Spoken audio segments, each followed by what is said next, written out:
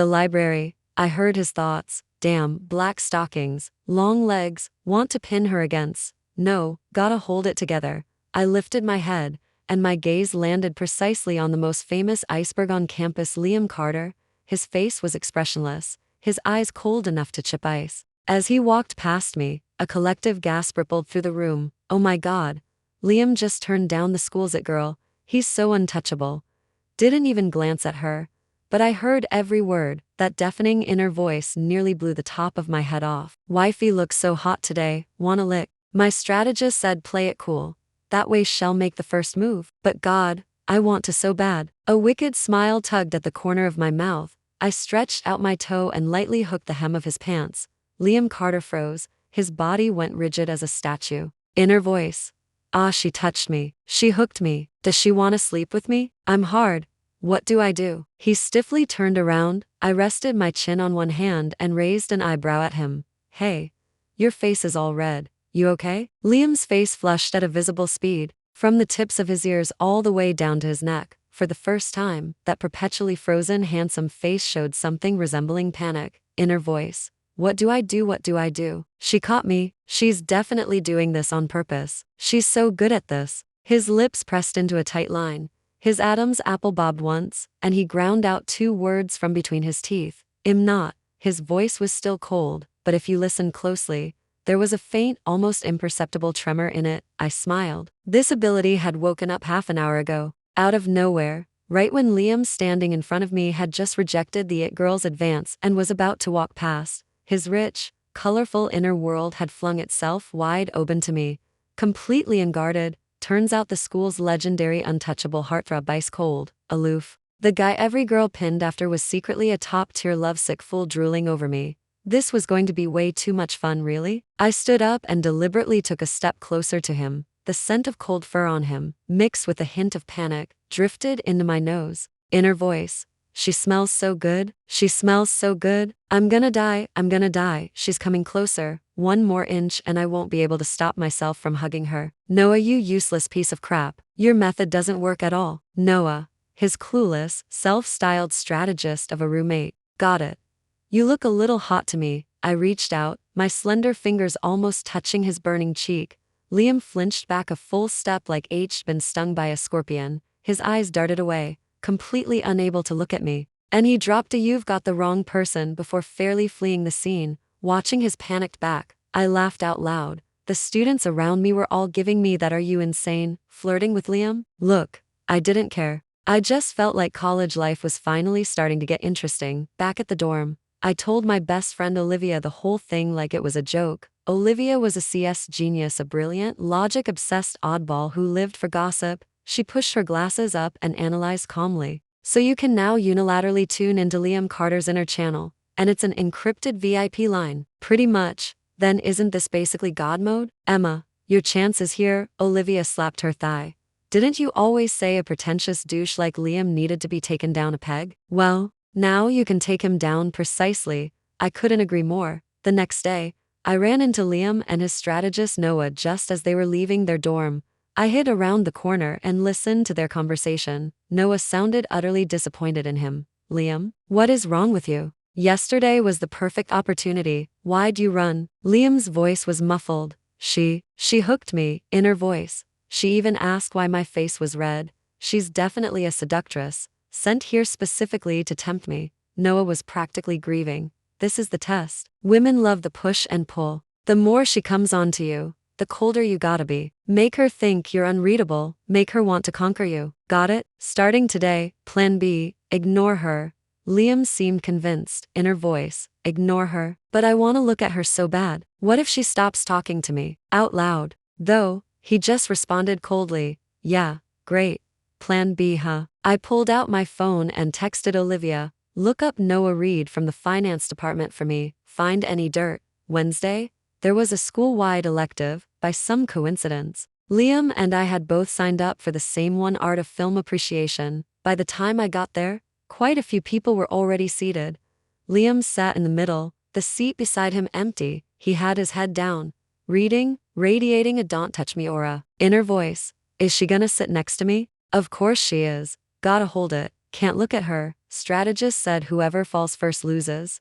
I can't lose. I smiled and walked straight toward him, then I sat down. In the seat next to the one beside him, I clearly heard a clunk inside his head, inner voice. Why? Why isn't she sitting next to me? Who's that guy next to her? Is she smiling at him? Plans gone off the rails. Strategist. Calling strategist. The guy next to me was a classmate from my department, and we were discussing last week's assignment. I could feel the icy glare from beside me practically burning 2 holes through my body. Liam's inner world was already a sea of fire. Inner voice. Hands, don't touch her notebook. She smiled at him again. What gives him the right? Is he taller than me? Better looking? Does he have abs as hard as mine? I bit back a laugh and deliberately leaned in closer, whispering to my classmate. The pen in Liam's hand snapped with a sharp crack. Every eye in the classroom turned toward him. He calmly put the broken pen away, his expression as cold as if H just been pulled out of a freezer. Inner voice. Calm down, Liam. You need to calm down. Can't blow my cover. Can't let her see I'm jealous. Damn it. I want to throw that guy out the window. During class, I accidentally dropped a paintbrush on the floor, and it rolled right to his feet. I bent down and reached for it. My long hair slid off my shoulder, and my neckline gapped slightly. Inner voice. Oh shit, oh shit, oh shit. I see it. So white, so deep. I can't take it. I'm gonna get a nosebleed. Liam, get it together. You're a cold, aloof man. I picked up the pen, sat up straight, and gave him a sweet smile. Thanks. He didn't say anything. His body was taut as a stone, his eyes glued to the blackboard like a long-lost relative was written on it. The cafeteria was the second battlefield. Olivia and I carried our trays and spotted Liam at once. He sat alone, and no one dared come within 10 feet of him. Inner voice. Is she gonna come over? That dress looks so good on her today, makes her waist look so tiny. Wanna hug her. Olivia and I walked straight toward him, then sat down. At the empty table across from him, also at our table, was the heartthrob of our art department, a sunny, cheerful, handsome guy. H just come back from an exchange program abroad and was animatedly telling me funny stories from overseas. I was eating it up, cracking up every few seconds. Across from us, Liam's hand tightened around his fork until the veins bulged. Inner voice. Having a great time laughing, huh? Who's that pretty boy? What's so funny about some stupid story? Are his teeth whiter than mine? Emma is mine. Stop smiling at other guys. He ate with elegant composure, but the inner monologue was going completely off the rails. Inner voice. Wanna snatch her plate away. Wanna pin her in my arms and make her look only at me. Wanna tell everyone she's my wife. No, you dumbass. When is your stupid plan actually gonna work? I deliberately picked up a piece of spare rib and dropped it onto the heartthrob's plate. Hey, you've gotta try this. Cafeteria specialty, thanks, appreciate it. The heartthrob grinned brightly. Clang, a loud crash. We all looked over. Liam's tray had tipped over, soup splattering all over him. He was standing, face ashen, still holding the tray in mid-air, completely frozen. Dead silence around us. Inner voice. Why the hell did I stand up? What was I gonna do? March over there and flip their table? I'm crazy. I must be crazy. Everyone saw me make a fool of myself. Emma saw me. Without so much as glancing at us, he picked up his empty tray with a dark scowl and turned to leave. He looked utterly flustered and humiliated as he walked away. Olivia leaned over and lowered her voice. $20 says he was about to come over here and punch someone. I nodded, in his head. H'd already put that guy from our department in the ICU. Olivia was efficient. The next day, Shed dug up Noah's entire family tree. Emma, major discovery. She handed me her phone. On it were screenshots of Noah's old high school message board posts. Help. How do I talk to the girl I've had a crush on for 3 years? Online urgent. Live pretended to run into my crush today. Got so nervous I started walking with the same arm and leg. What do I do? Heartbroken, my crush got a boyfriend. I don't think he'll ever love again. Olivia delivered her verdict. This guy. Noah Reed, giant in theory, dwarf in action, never even been on a date, his whole life. Every piece of advice he's been giving Liam is stuff he made up in his own head, never worked once in real life. I rolled around on my bed laughing. So Liam, a pure-hearted lovesick fool, hired a chronically single, overconfident guy as his strategist, to try and play mind games on me? Exactly. Now I was even more confident. If I knew the enemy's commander was an idiot, how could I possibly lose this war? Friday afternoon. Inter-department basketball game. Finance versus our art department. As finance's star player, Liam became the center of attention the second he stepped onto the court. Tall, long-legged, broad-shouldered in that jersey, he was pure hormones. Inner voice? Is she here? Of course she's here. Gotta show her my best side. I sat in the front row of the bleachers with Olivia, a tub of popcorn in my lap. Liam's gaze casually swept over me, then immediately darted away. Inner voice? She's here, she's here. I knew she'd come, and she's in the front row. Is she cheering for me? Today's gonna be a good day. He played like a man possessed. Drives, layups, threes, everything fluid, drawing screams from every girl in the gym after every basket. Sneak a subtle glance my way. Inner voice. Did wifey see that? Was that dunk cool or what? That was for you. See my abs? Built those for you. I munched on popcorn, smiling. Then, after one of our art department guys sank a basket, I shot to my feet and yelled at the top of my lungs. That was so hot. You got this. Liam's movements visibly stalled. Inner voice. Who's she cheering for? That weakling? That layup was practically a travel. Is she blind? Why isn't she cheering for me? After that, Liam's whole game fell apart. He started missing constantly. A guaranteed layup slipped out of his hands. An open three-pointer hit nothing but air. Even his teammates were looking at him sideways. Inner voice. Why? Why won't she look at me? Emma, look at me. I'm hotter than him. I'm better than him. Do you not like me anymore? Noah, it's your stupid idea again. I'm gonna kill him. Halftime. Liam walked off the court scowling, radiating resentment. I swear the temperature in the whole gym dropped a few degrees. Game over, our department lost. Liam won the game, but looked like H lost the whole world. I grabbed Olivia and left early, heading straight for the vending machine outside the court. Not long after, Liam showed up. He was covered in sweat, his hair damp, which only added a wild, rugged handsomeness. Inner voice. She's here. Is she waiting for me? Must be. She definitely still likes me. He walked to the vending machine next to me, inserted coins, and selected a bottle of water. I was holding a bottle of soda I couldn't open, and walked over to him. Hey, can you help me with this? His body went rigid. He took the bottle. Inner voice. She talked to me. She initiated a conversation with me. Her hand is so soft. It just brushed my fingers. His fingers were long and well-defined, veins rising on the back of his hand as he applied pressure. Pure power. Click, the cap came off. He handed it to me, but his eyes drifted elsewhere. Inner voice. Can't look at her.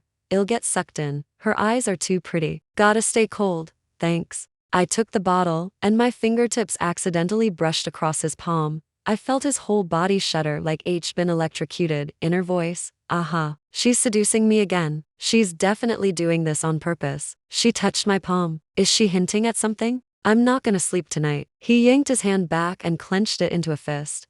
The tips of his ears bright red again. I took a sip of water and winked at him. You really do blush a lot, you know that. Without giving him a chance to react, I grabbed Olivia and turned to leave. Behind me, I could hear Liam's heartbeat, ready to explode. Noah's terrible ideas kept coming. Inner voice. Strategist says after the hot and cold routine, you give her a little sweetness. Send her a gift, but act casual about it. Make her guess. Build mystery. So Monday morning, a beautifully wrapped art book appeared on my desk. It was an original first edition Monet collection, already nearly impossible to find on the market. I knew it was from him, because the second I walked into the classroom, I heard his thoughts. Inner voice. She saw it. Is she gonna like it? I searched forever to find this. Will she figure out it was me? No. Can't let her know. Gotta stay mysterious. But I want her to know so bad. He sat not far away, pretending to read, but his peripheral vision was glued to me. I opened the book. The paintings inside were from my favorite series. Looks like H really put in the work. A little touched, but only a little. The fun of teasing him won out. I pulled out my phone and posted a photo of the book in our 300-person elective class group chat. Then I typed, everyone could whoever left this art book on my desk please let me know. It's quite valuable. I can't keep it. If the owner could come claim it, I'd really appreciate it. The group chat blew up. Holy crap, is that Emma? Who dropped that kind of money? A rare art book. Is someone trying to woo our art department's belle? I clearly heard the sound of a heart breaking from the other end of the classroom. Inner voice. Public humiliation? Why would she post it in the group? Is she rejecting me? Doesn't she want my gift? Great. Now everyone knows, Noah. I swear to God, your plan didn't cover this. Liam's face went white. He stared at his phone screen. white-knuckling the underside of his desk so hard his nails were digging into the wood. Inner voice. What do I do? What do I do? Should I go claim it? If I claim it, that means I'm admitting I'm chasing her, and my cold guy persona is done for. If I don't claim it, I lose my book. That cost me a whole month's allowance. He was torn apart by civil war. I decided to turn up the heat. I added in the group, if no one claims it, I'll just hand it over to my academic advisor. Inner voice. No, don't. That's my feelings. Emma, you heartless woman. Couldn't you just ask me privately? Eventually, under the threat of me turning it in, a strange avatar replied in the group. It's mine, sorry, put it in the wrong place. It was Noah. I watched Liam visibly exhale in relief, then sink into a fresh wave of sorrow. Inner voice. Now she definitely thinks Noah gave it to her. Is she gonna think Noah has good taste? Everything I did for her just became someone else's wedding gift. I'm so miserable. Looking at him like he was about to cry, I almost lost it laughing. Liam Carter. You had this coming. The turning point came out of nowhere. Thursday night. I stayed late in the art studio to finish a piece. Past 10, I was the only one left. A drunk upperclassman stumbled in, slurring nonsense, trying to drag me out to drink with him. I frowned, about to give him a textbook over the shoulder throw. The studio door was kicked open. It was Liam. He was breathing hard, eyes bloodshot, like an enraged lion. Inner voice. Fuck. I knew it. I never should be waited downstairs. I should be come up. Who's this dumbass? Touching what's mine. He's dead. He didn't even bother hearing what the guy was saying. He charged in and punched him square in the face. Then he grabbed the guy by the collar and dragged him straight out of the studio. The whole thing took less than 30 seconds. When he came back, the violence hadn't fully left him. He strode over to me, looked me up and down, his eyes full of fear and heartache. Inner voice. Is she okay? Where did he touch her? Is she terrified? Why are her hands so cold? This is my fault. I should be come up earlier. He reached for me, then stopped halfway, as if remembering his cold guy persona. You okay? His voice was rough. I looked at him and said nothing. He completely panicked. Inner voice. Why isn't she talking? Did she go into shock? What do I do? Should I hug her? Strategist said no initiating physical contact. Screw the strategist. The next second, I was pulled tight into his arms. His embrace was warm, trembling slightly. That lovely cold fur scent of his, mixed with sweat, wrapped around me completely. His heartbeat was like a drum, loud and clear against my ear. Inner voice. Thank God. Thank God she's okay. Mine. She's mine. No one can touch her. Over and over, he repeated those words in his head. I leaned against his chest, and for the first time, I didn't feel like laughing. Instead, I lifted my hands and gently hugged him back. After that night, Liam was visibly different. He stopped deliberately avoiding me. He still didn't talk much, but his eyes always found their way to me. Bring me breakfast. Leave it on my desk, then text me. Passing by. Got an extra, on rainy days. Show up outside my building with an umbrella, coincidentally heading the same way. His inner voice shifted too, from the old wanna touch to careful, gentle things. Is she happy today? She looks tired, wish she'd rest more. But he still wouldn't confess. I asked Olivia about it, and she called it 1-yard line phobia, and Noah had cooked up another earth-shatteringly terrible idea for him. Inner voice. Strategist says this is the most critical step. It's the release and play hard to get. Use another woman to make her jealous. Create a sense of crisis. Make her confess to you first. That way, your position in the relationship is secure. So I witnessed something truly dramatic. By the campus lake, a delicate-looking girl stopped Liam and loudly confessed to him. A crowd had gathered to watch. Liam stood there, expressionless. Inner voice. This is so cringe. Did Noah get this girl from the drama club? Her acting is terrible. Where's Emma? Did she see this? Hurry up, Emma. Come claim what's yours. Of course I'd seen it. I was standing not far away under a tree. I could hear every word of Liam's inner monologue. Inner voice. Why isn't she coming? Did she not see? Or does she just not care? Oh no, this backfired. What if she really isn't jealous? Noah, when I get back to the dorm tonight, I'm gonna grind you into dust. The drama club girl was still reciting her lines with great emotion. Liam, I've liked you for so long. Liam kept a cold face, about to deliver his scripted line. I'll think about it. I decided to give him a lesson never forget. I stepped out from behind the tree, linked arms with Olivia, and walked past them with a bright smile. I deliberately raised my voice. making sure he could hear. Olivia, look. Our school's iceberg is finally melting. Good for him. Wish him happiness. Olivia played along perfectly. What about you? That elite mixer dance this weekend, you going? I heard there are tons of hot guys. I smiled even brighter, of course. Why wouldn't I? I'm actually ready to start dating someone. Can't hang myself on a single tree, right? I could feel the gaze behind me turn instantly murderous. Liam's inner world collapsed in that moment. What I heard was no longer complete sentences, just chaotic static, mixed with broken fragments. Mixer, other guys don't go mine. He completely lost it. He pushed the girl in front of him away, dropped a "you've got the wrong person," shouldered through the crowd, and chased after me like a madman. Inner voice, don't go. Emma, you can't go. You're mine. How could you go look at other guys? I pulled Olivia along and quickened my pace, but his legs were longer, and in a few strides H caught up. Grabbing my wrist, his palm was burning, his grip frighteningly tight. Emma, he said my name, his voice thick with congestion and a faint, almost imperceptible tremor like he was about to cry. That night, it started to rain. I thought H calmed down, but instead he was waiting right outside my dorm building. Rain soaked his hair and clothes. He just stood there in the downpour like an abandoned dog, his eyes red as he watched me. I walked over with my umbrella. Aren't you cold? He shook his head, just staring at me. Inner voice, I'm cold. My heart's cold. She's gonna go meet other guys. What do? I can't live without her. Don't go to the mixer, please. His voice was rough, barely holding together. Why? I asked, playing dumb. Because. His lips trembled. That I like you circled his mouth for ages but never came out. Inner voice, say it. Liam, you useless waste. Tell her you like her. If you don't, she's really gonna leave. He took a deep breath, like he was summoning every ounce of strength he had, and roared at me, because I like you. I've liked you for so long, since the first day of freshman year. Every stupid thing I've done was because of you. I don't want you looking at other guys. You're not allowed to go. After he finished shouting, all the energy seemed to drain out of him.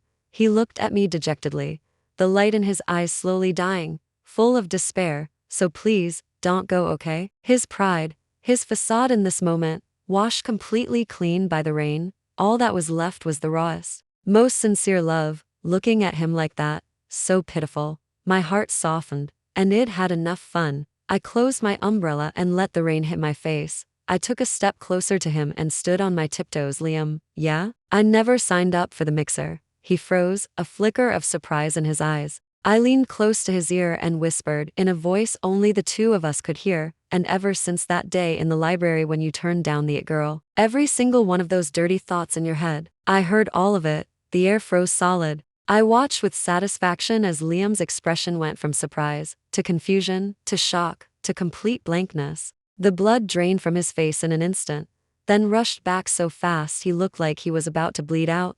It was a mix of shame, panic, and despair, the look of a man had just been completely and utterly mortified. The world went quiet. I could almost hear his brain short-circuiting. Liam stood frozen for a full minute, then, as if something had suddenly clicked, his expression changed. Before, H been a pitiful puppy begging for love. Now, he was a wolf locking onto its prey. So, his voice was hoarse as he stepped closer, step by step. You knew all of it. I crossed my arms and looked at him, perfectly at ease. Knew what? That you wanted to pin me against, or that you wanted to use your tie. I didn't finish the sentence. His mouth was on mine. This kiss was just like him, aggressive, cold fur-scented, fierce and desperate. Like he wanted to swallow me whole. After a long moment, he let me go, his forehead pressed against mine, his breath burning. Emma, yeah? You played me. There was a gritted teeth grievance in his voice, but underneath it was the wild joy of getting back what H almost lost. Inner voice. She knew. She knew all of it. She knew I liked her and she still played along this whole time. She likes me too. She definitely likes me. I smiled. You were the one who wanted to put on a show. I was just an enthusiastic audience member. He laughed low in his chest, the vibration rumbling through him. Fine, show's over. He kissed me again, gentler this time. Now it's my turn to collect interest. After we got together, my world went quiet, not because I couldn't hear his thoughts anymore, but because his inner voice had gone from a non-stop generator of filthy thoughts to a broken record stuck on repeat. Wifey smells so good. Wifey is so pretty. Wanna kiss wifey. When can I bring wifey home and marry her? Often, when he was in his head thinking about kissing me, It'd lean in and kiss him first, then I'd watch him scream, "Aw, she kissed me" on the inside while keeping a calm exterior and kissing me back even though the tips of his ears were red enough to bleed. This game never got old. As for Noah, the root of all evil, Liam took him to the grove behind the school for a little heart-to-heart. When Noah came out, he was black and blue, and he crossed the street whenever he saw me. Later, he ran into Olivia and me at the cafeteria. Olivia, that force of nature, listed off every embarrassing thing H done since high school, one by one, until he was mortified into oblivion right there and swore that night H never touch another dating theory book again. Liam took me home to meet his parents pretty quickly. It expected the legendary strict, intimidating wealthy parents. Turns out they were surprisingly warm. At the dinner table, his mom kept piling food onto my plate. "Emma, sweetheart, eat more, you're too thin." Liam sat beside me, nervous enough to sweat through his palms. Inner voice, is my mom gonna like her? Why hasn't my dad said anything? Does he have a problem with Emma? Oh no, oh no. What if they don't approve? Should I run away with Emma? Under the table, I took his hand. He blinked in surprise. I smiled at him, then said to his dad, "Mr. Carter, Liam told me you like chess. My grandpa does too. I grew up watching him play, so I know a little." His dad's eyes lit up, immediately interested. Liam's inner voice instantly became, "Wifey is amazing. How did I not know she plays chess? Did she learn specifically for me? My wife is the best wife in the whole world." It just asked Olivia ahead of time to look up what his dad liked. Know your enemy, know yourself. It learned that trick from Liam's clueless strategist. On graduation day, Liam proposed to me. In front of the entire school faculty and students, he got down on one knee and held up a sparkling diamond ring. In his cap and gown, he looked tall, handsome, serious, and sincere. If I couldn't hear his thoughts, I really would be thought he was calm. Inner voice, is the ring the right size? Is she gonna say yes? Is she gonna think it's too fast? What if she says no? Should I cry? No. Men don't cry, but I'm so nervous. Say yes. Wifey, please. His inner world was already 100-episode emotional drama. The students around us were cheering. Say yes. Say yes. I looked at his face, white with nerves, and those eyes that practically spelled please, and I deliberately stayed silent for 30 seconds. Right when he was about to cry, I held out my hand. "I will." He looked like H been pardoned. He slipped the ring onto my finger, then shot to his feet and pulled me into his arms, holding me so tight it felt like he wanted to fuse us into one. Inner voice, yes, she's mine, completely mine. From today on, she's Mrs. Carter. After we got married, I discovered Liam's inner world had gained new content. Besides the daily wifey snuggles, there were all kinds of strange fantasies. For example, if I so much as glanced at a cute kid on TV, inner voice, wifey likes kids? Should we have one? Let's have a daughter, as pretty as she is. No, daughters get stolen by other little brats. A son's better. He can protect her. No, no, no. A son will compete with me for wifey's attention. I lay on the couch watching him frown and giggle by turns, amused. I turned off the TV and patted the spot next to me. "Mr. Carter, come here." He immediately padded over like a big puppy and rested his head in my lap. Inner voice, wifey called me. Hee hee. I stroked his hair and asked, "What are you thinking about?" Nothing out loud, but in his head. Thinking about what to name our daughter. I smiled. I leaned close to his ear and whispered, "I think a daughter who looks like me would be pretty cute too." His eyes flew open, and he stared at me in shock. Then that handsome face went bright red. Again, perfect. Hey there, could you rate this story in the comments? Use a scale of 1 to 10. Please, I'm begging you. It really means a lot to me, and if you like this kind of content, don't forget to hit follow.